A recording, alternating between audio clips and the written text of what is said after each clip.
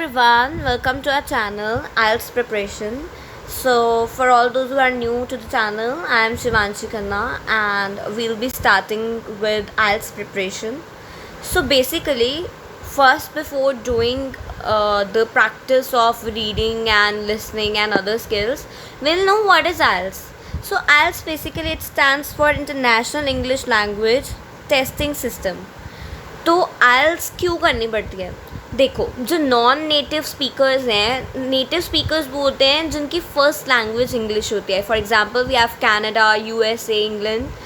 लेकिन बाकी जैसे हमारी एशियन हो गई, अफ्रीकन कंट्रीज़ हो गई, है ना, तो ये जो है ना, तो मोस्टली इन कंट्रीज़ में हमारी इंडिया हो गई, तो हम लोगों को ये टेस्ट इसलिए देना पड़ता है क्योंकि वहाँ की फ़र्स्ट लैंग्वेज इंग्लिश है बट यहाँ पे नहीं है. So we have to give the test और इसमें 9 बैंड स्कोरिंग स्केल करा जाता है. ठीक है, तो 9 बैंड्स में क्या होता है, 40 क्वेश्चंस होते हैं आपको मिलते हैं और 40 मार्क्स का ही पेपर होता है. And these marks are further converted into bands. ठीक है, and you have to get 8 or something. There's a criteria over there which we'll discuss later. ठीक है, so 9 band indicates the highest marks on the test. Okay, and it is accepted globally. और IELTS में appear होने के लिए ये test बनाया किसने? कैम्ब्रिज यूनिवर्सिटी वालों ने ये टेस्ट बनाया है. और further you have British Council as well as IDP.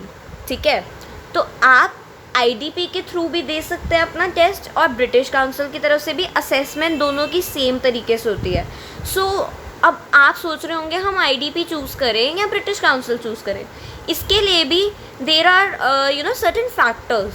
तो पहला तो ये है कि आपके घर से कौन सा ज़्यादा पास है सेंटर. आप ये एक कंसिड्रेशन लेकर चल सकते हैं. दूसरा आप ये कंसिड्रेशन ले सकते हैं, हो सकता है कि ब्रिटिश काउंसिल वाले कंप्यूटर टेस्ट ना अलाउ करें.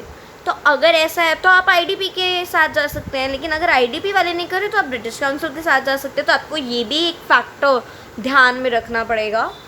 और तीसरा फैक्टर वो ये है कि डेट.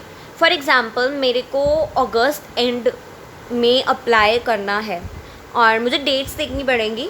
तो हो सकता है IDP में वो डेट ना हो और ब्रिटिश काउंसिल में हो, तो फिर मैं ब्रिटिश काउंसिल के थ्रू अप्लाई करूँगी.